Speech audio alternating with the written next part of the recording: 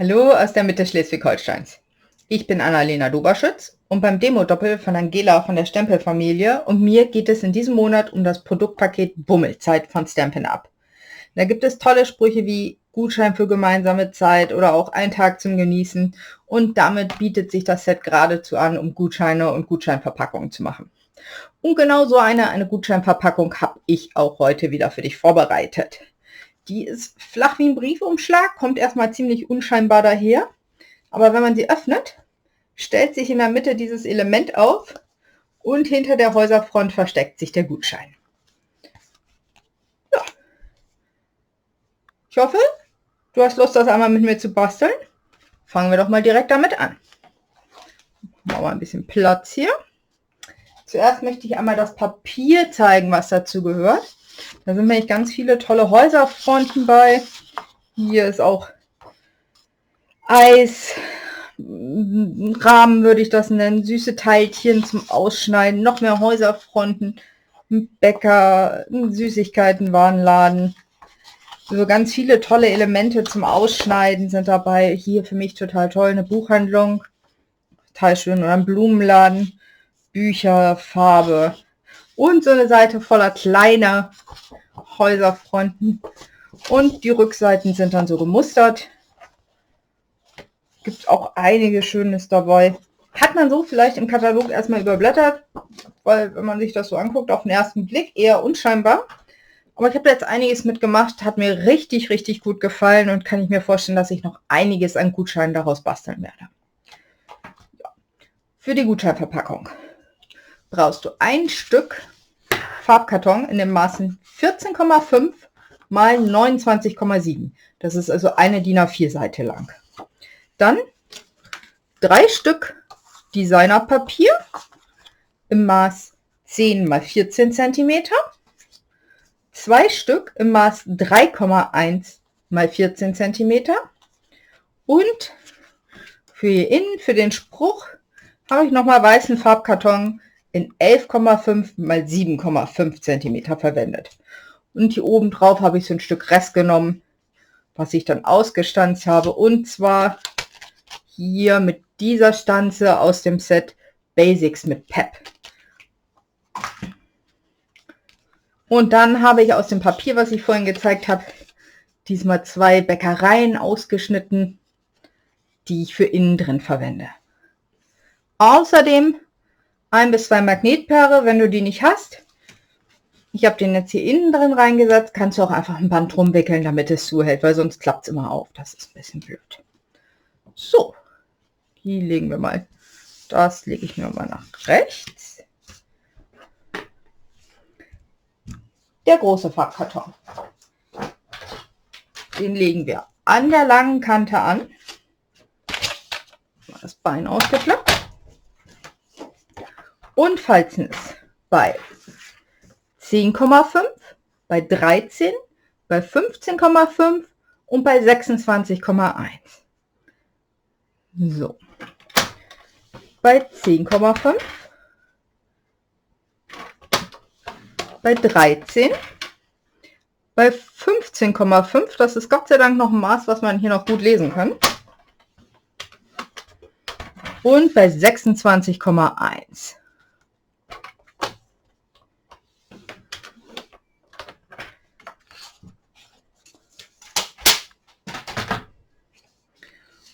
Und dann wird das Ganze einmal gefalzt. Das ist oben die Lasche zum Zumachen. Dann die nächste nach hinten einmal.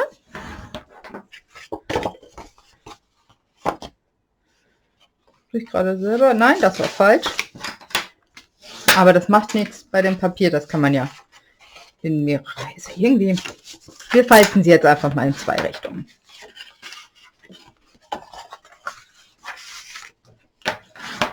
So, jetzt habe ich es. Die Lasche nach innen, die nächste Falte nach innen, dann kommt eine Bergfalte und das letzte wird auch wieder nach innen gefaltet. Dadurch entsteht hier dieses Element, wo der Gutschein drin ist. Das kleben wir jetzt auch zusammen. Drehen wir einmal um.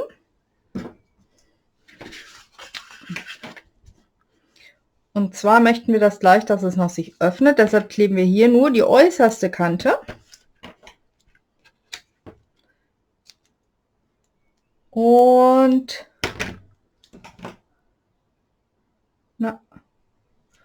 ganz außen hier.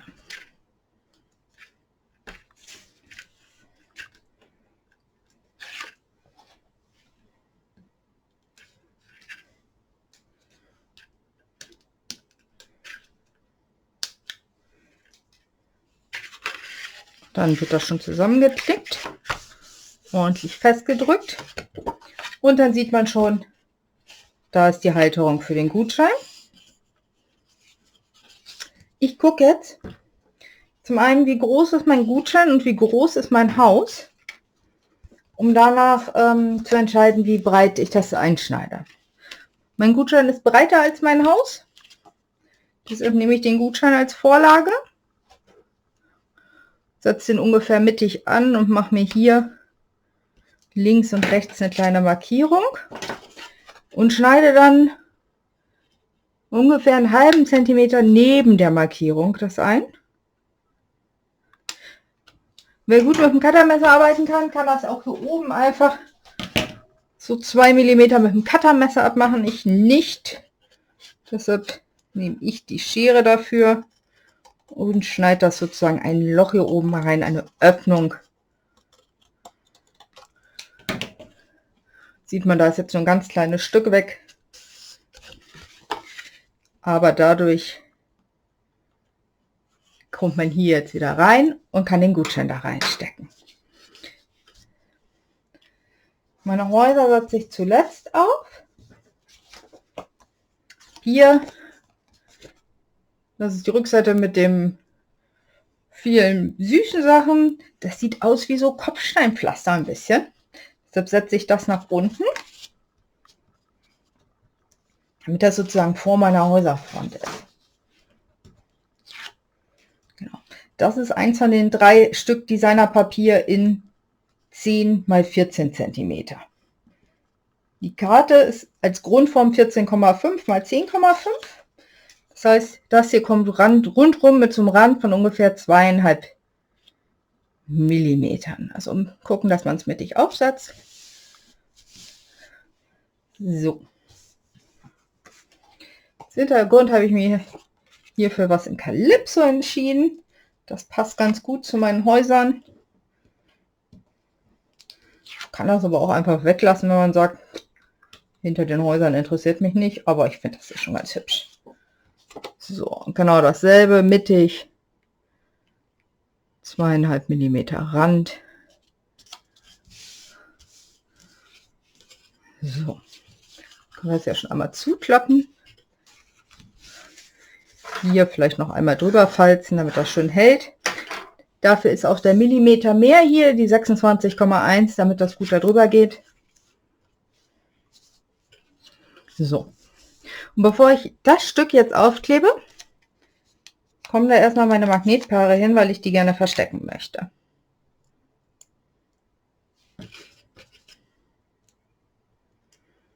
Und zwar möchte ich diesmal 2 Paare haben. Jetzt hier. Na, komm schon.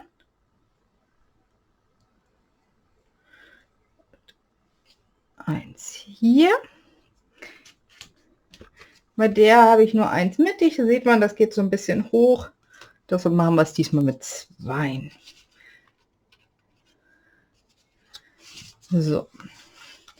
Und damit die richtig sitzen auf der gegenüberliegenden Seite, klappe ich die Karte einmal zu.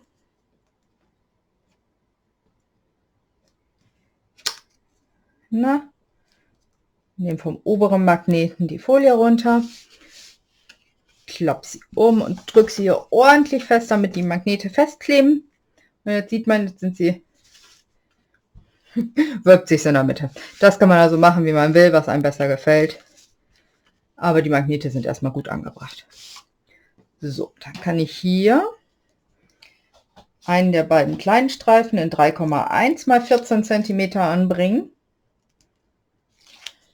Und ich finde, dieses Papier, das hat so ein bisschen was von so einer Dachkonstruktion. So wie so ein schräges Dach. Zwar in Gelb, ist jetzt nicht so ganz gewöhnlich, aber ja. Und hier auch wieder die 2,5 mm links, rechts, oben und unten. Und dann setzen wir noch das letzte Stück, die letzten beiden Stücke Designerpapier auf. Einmal vorne auf die Magnete.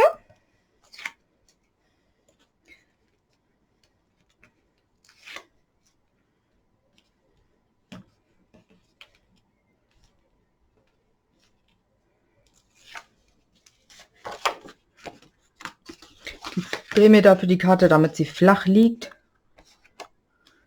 Das ist hier so einfach auf blauen Untergrund. Ich hoffe, das sieht man. Ist einfach so eine Häuserfront drauf gedruckt. Das finde ich auch total toll als Hintergrund. Richtig, richtig schön. Und kommt hier auf dem neuen Incolor Kupferbraun auch richtig gut zur Geltung, muss ich sagen. Ist echt klasse. So. Jetzt fehlt uns hier oben noch ein Stück Designerpapier. Das ist der letzte kleine Streifen.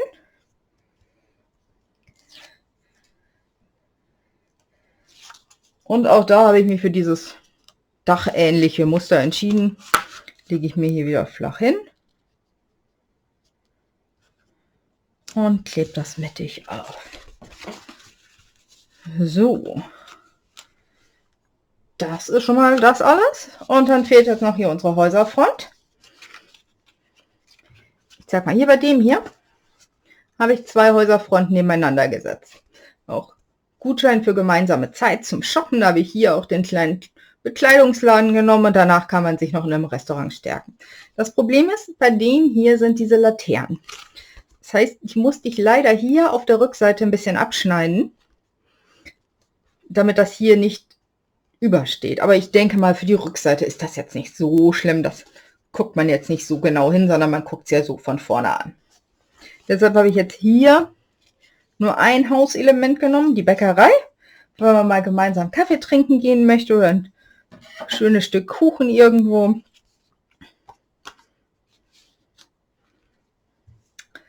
Und das klebe ich dann auch fest.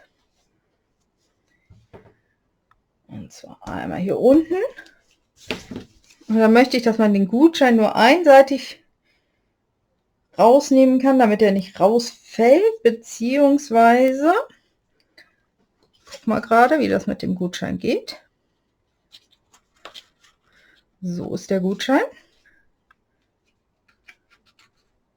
Ja, nee, das funktioniert leider nicht. Ich dachte, ich könnte es oben festkleben, aber wenn man ihn rauszieht, das geht nicht.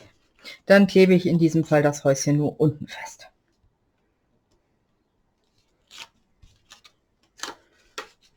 Mal gucke ich, dass mich hier ungefähr mittig und auf der Rückseite dann auch noch mal. Dafür drehe ich mein Element, damit ich das besser übereinander legen kann. Guck, dass hier meine Dachziegel ausgerichtet sind übereinander. Der Seite auch. Ja, sieht ganz gut aus. So. Na, ich denke, ich mache es doch hier oben einmal punktuell fest.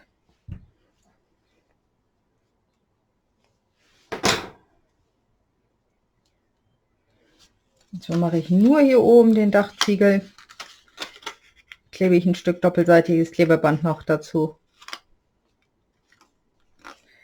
Ja, dann fällt es nicht so auseinander. Und von der anderen Seite kann man hier den Gutschein reinschieben. Na? Okay, kann man nicht. Irgendwie ist bei mir momentan bei den Videos der Wurm drin. Ich weiß auch nicht. Man kann ihn hochkant reinstellen. Also die Häuserfront nicht festkleben. Dann passt der Gutschein auch vernünftig quer rein. So, das wurmt mich jetzt. Ja, so mit so ein bisschen Gewalt. So, wenn man wirklich nur die oberste Ecke klebt, dann geht es, aber sonst nicht. Das ist hier mit den 2 Häuserfronten besser gewesen. So, die habe ich mir wirklich links und rechts ganz am Rand nochmal geklebt, weil da einfach in der Mitte mehr als genug Platz ist, dass ich das von oben gut reinstecken kann. Und das eine Haus habe ich ist ein bisschen kleiner, deshalb kann man da den Gutschein gut rausnehmen. So. Hier kommt unser Gutschein jetzt hochkant rein. Oh, sieht aber auch nicht schlecht aus, dann sieht man gleich, dass da was ist. Dann möchte ich hier unten noch einen Spruch aufstempeln. Und dafür nehme ich auch Kupferbraun, wie der Farbkarton. Und dafür habe ich mich ausgesucht. Dafür habe ich ausgesucht, die beiden, die ich schon am Anfang vorgestellt habe, Gutschein für gemeinsame Zeit. Das kommt hier mittig hin. Und schräg hier drüber ein Tag zum Genießen. Und dann gibt es hier noch so eine winzig kleine Sitzecke. 2 Stühle mit einem Tisch. Und das ist wirklich, wirklich klein. Das passt auf den kleinsten Stempelblock. Kleine Bistro-Garnitur. So, das gefällt mir gut. Wer möchte, kann natürlich hier oben noch ein zweites Stück weißen Farbkarton einkleben, wenn man auch was beschriften möchte. Oder man macht es auf der Rückseite. Oder man lässt es hier unten weg und schreibt selbst einen Text hin.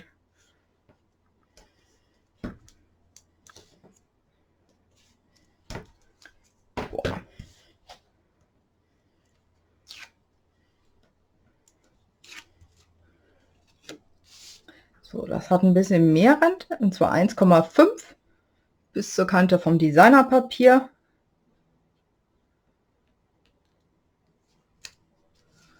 Behaupte ich jetzt mal so. Ja. Nee, ist nur 1 Zentimeter. Aber einfach gucken, dass man es mittig ausrichtet. So.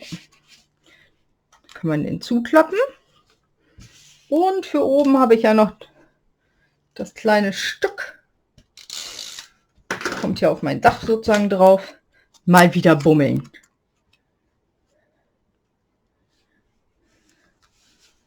Ja. Und schon hat man eine schöne Gutscheinverpackung fertig. Überreicht man halt nicht einfach so einen Gutschein, finde ich immer ein bisschen langweilig, finde ich schon so ein bisschen netter, den zu verpacken.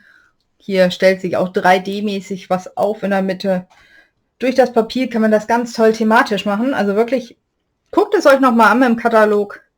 Ist eine feine Sache. Ich würde mich freuen, wenn ihr die Verpackung nachbasteln würdet. Ja, das war es auch schon. Guckt ihr auf alle Fälle auch das Video von Angela an. Die hat auch eine schöne Idee gemacht. Und ja, lass mir einen Daumen hoch da, damit ich weiß, dass es dir gefallen hat. Wenn du noch nicht hast, abonniere meinen Kanal. Und dann bis zum nächsten Mal. Deine Annalena. Ciao.